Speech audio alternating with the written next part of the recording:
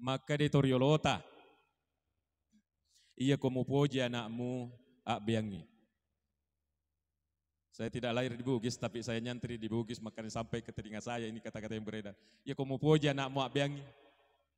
Ada 3 orang di pintu surga, saling dorong. Kamu duluan, kata yang satunya. Tidak, kamu. Akhirnya Allah mengatakan kepada malaikat Jibril, no kojolo, magero telue, dega gamelo tama.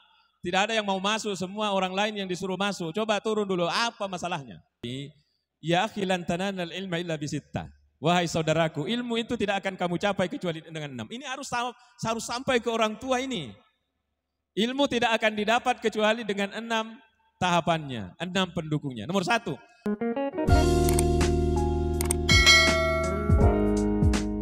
Assalamualaikum warahmatullahi wabarakatuh.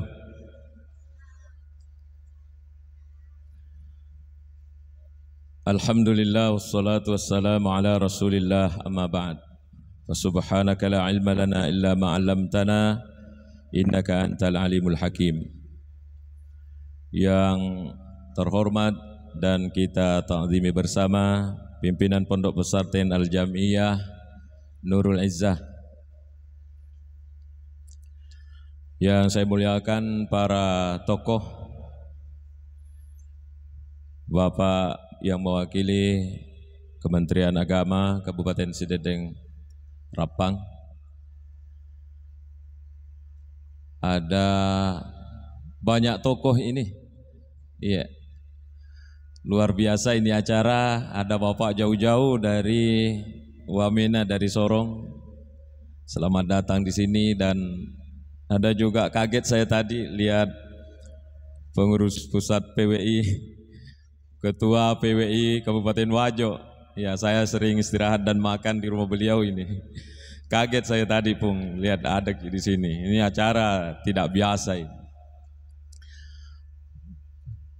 Ini Ibu Muslimat, Ketua Muslimat NU, mertua saya kalau ini. Ketua ISNU, Bapak Doktor. Hadirin hadirat semuanya, Bapak dari kepolisian, para orang tua, wali santri, mohon maaf para tokoh, Pak Ustadz, ada Pak Ustadz Dusmin, ada Ustadz Hudri, tidak sempat saya sebut satu-satu. Para wali santri, serta anak-anakku para santri yang luar biasa.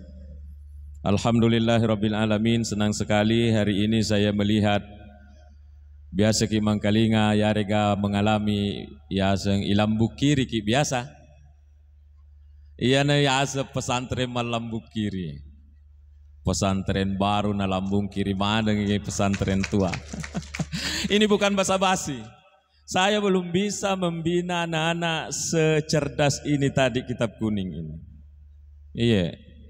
Saya membina kitab kuning itu dari tahun 2003, tapi ini ada metode yang juga harus saya pelajari. Saya senyum-senyum terus tadi ketika pembinanya tadi yang bertanya itu, karena ada satu yang saya tandai, maka ada orang Madura ya. Pasti Madura ini, dia nilai subuh. Ternyata orang Madura, tania bawang penjual sate, tukang cukur. Orang Madura itu bisa membimbing bagus kitab kuning. Bangga-bangga to nak cek dek nasabaya to Madura to. Luar biasa ini pesantren. Tidak ada yang perlu dikomentari untuk memotivasi lagi metode pembinaan yang jelas. Jujur ya, kayaknya pesantren lain harus belajar metode ke sini dulu. Betul Ustaz, bukan basa-basi. Alhamdulillah selamat karena ini pesantren baru sudah menumbuhkan metodenya sendiri. Dan kita lihat itu tidak mudah kitab kuning yang tadi itu. Itu lebih sulit pertanyaannya daripada musabakah yang nasional kemarin. Luar biasa. Karena langsung ditanya nazamnya, apa syairnya. Langsung lancar. Ini Pak Nasru mengalahkan saya. Berdirilah dulu Pak. Ini Pak Nasru. Saya lebih 10 tahun sama-sama membina di Rahmatul Asri. Sekarang na lambung kiri kak juga ini anaknya pintar mi kitab kuning nih. Selamat Pak Nasro. Iya. Kepada para donatur saya ingin menceritakan satu kisah yang disampaikan dengan bagus oleh Kiai Haji Zainuddin MZ. Saya bahasakan begini. Ia romatu nare risorimonrie. Angka telu tahu yolona suruga si sorong-sorong. Ada 3 orang di pintu surga saling dorong. Kamu duluan, kamu duluan. Kata yang satu, tidak, kamu. Akhirnya Allah mengatakan kepada malaikat Jibril, Jibril, no gojolo, magero telue, dega gamelo sama. Tidak ada yang mau masuk, semua orang lain yang disuruh masuk. Coba turun dulu, apa masalahnya? Sampai datang Jibril di sana. Ini riwayat ya. Bukan cerita di karang, tapi ini riwayat dari Rasulullah SAW. Ternyata, siapa ini? Kenapa kamu tidak masuk surga? Saya bilang, saya ini mati syahid, dia bilang.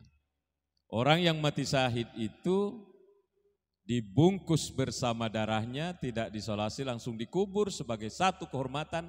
Nasaba angka 2 miti leitarulakda ukuranaka ya naritu mitikna darah mati syahid dan mitikna wa imatanna tumitau ikupong Allah Ta'ala. Ini 2 tetesan yang ditakuti api neraka. Ini ada orang mati syahid, balasannya disuruh masuk surga, didorong masuk, dia mundur. Kenapa kamu tidak mau masuk? Dia bilang, enggak, saya mau masuk surga. Ini ada guruku.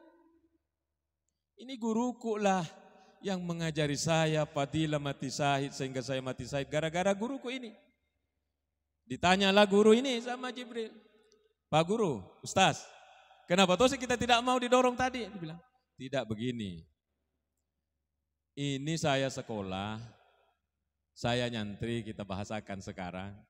Saya ini nyantri, menjadi guru, gara-gara ini yang dermawan ini dia bilang, ini yang nyumbang bangun sekolah, memfasilitasi kami, membiayai kami, maka tidak enak kalau saya masuk, nah uangnya dia aku pakai. Jadi siapa yang masuk duluan? Biarlah katanya dulu yang dermawan ini. Jadi nanti di akhirat itu di padang mahsyar, duluan itu yang dari Sorong, yang dari Wamena ini. Dibanding Ustadz Yusuf. Luar biasa itu riwayat Pak. Maka selamatlah kepada para donatur yang telah membiayai, mendanai, memfasilitasi guru santri-santri tak di sini. Di antara kendala pesantren memang itu diantaranya adalah dapurnya. Kalau tadi saya kira pernah Rahmatul Asri ada dialog dengan wali santri katanya, Ustadz bisa kita perbaiki ini makanannya anak-anak. Saya bilang tunggu dulu, pembayaran tak 400, coba bagi 30, ternyata didapat 5.000. Bagaimana mau memperbaiki makanan kalau 5.000 Pak? Akhirnya dia tidak bisa bicara. Saya kira ini paling rendah, ternyata di sini lebih rendah, 3.000. Nakal MBG. Maka begini, ini kita bicara lepas saja ini dari hati ke hati.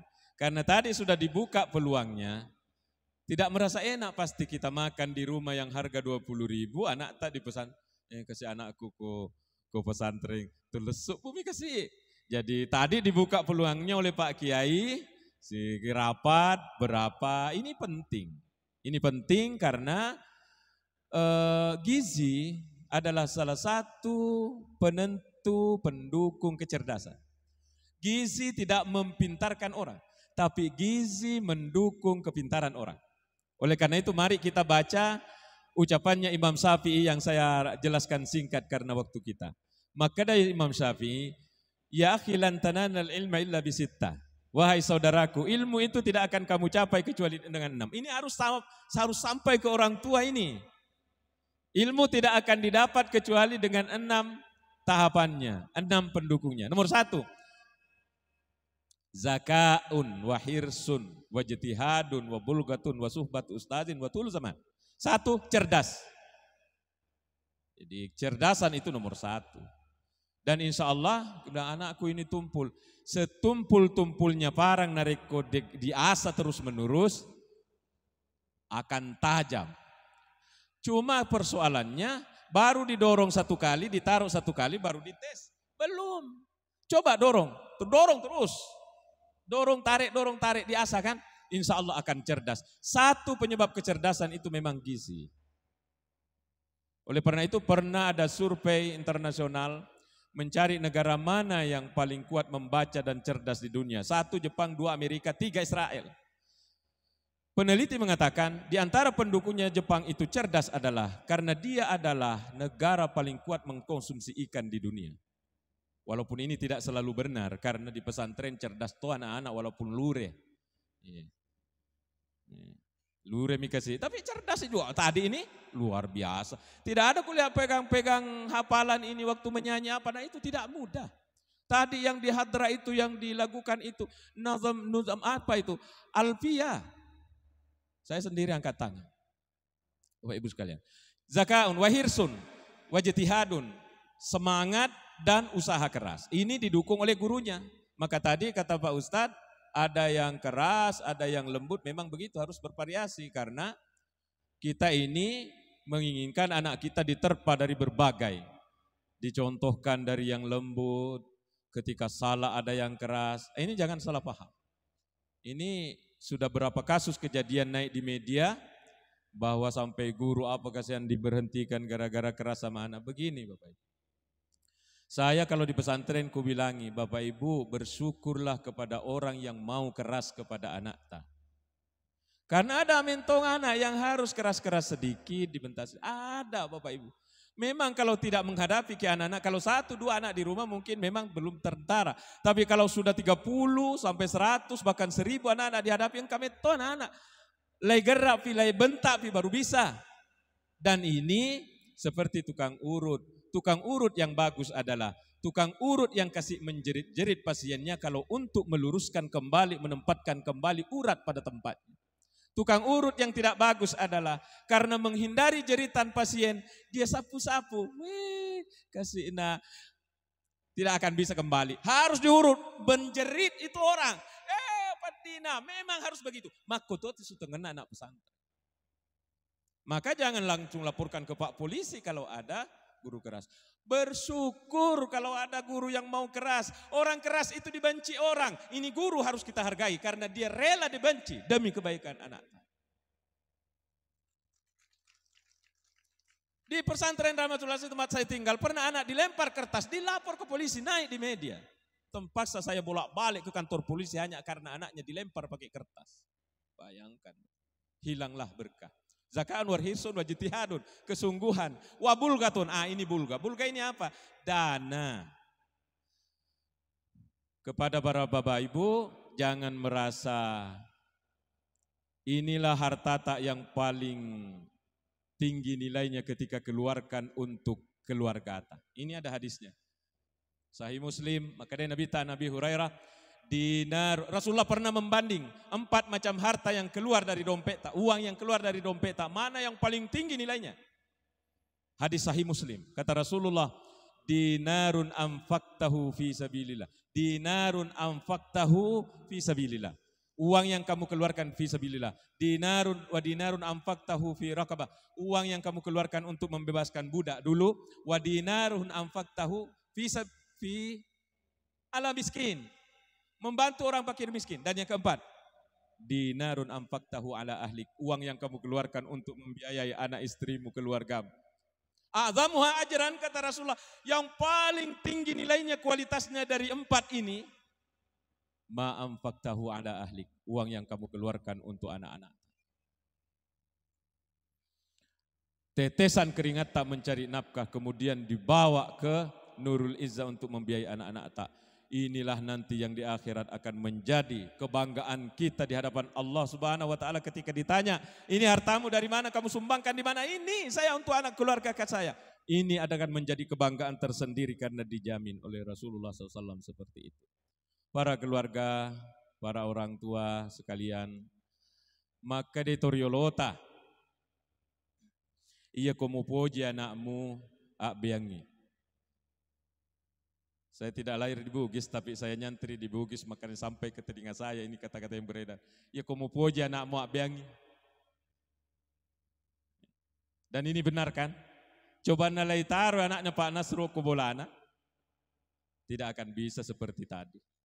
Tapi layak beangi dibawa ke sini ke Andrelie, maka menjadilah anak-anak yang berkualitas.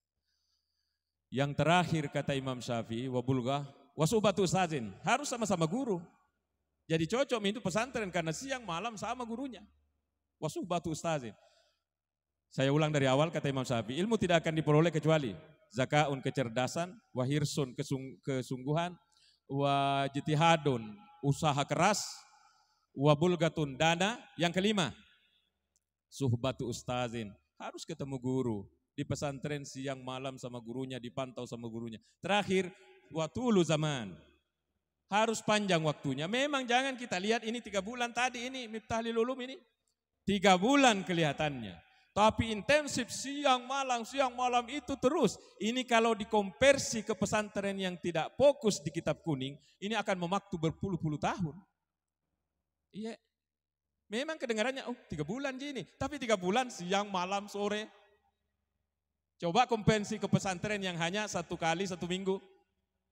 Lebih lama ini belajar kitab kuningnya daripada yang sekian tahun itu. Karena ada fase, ada jarak, diselingi ini, diselingi sini. Kalau ini siang, hari, malam itu terus.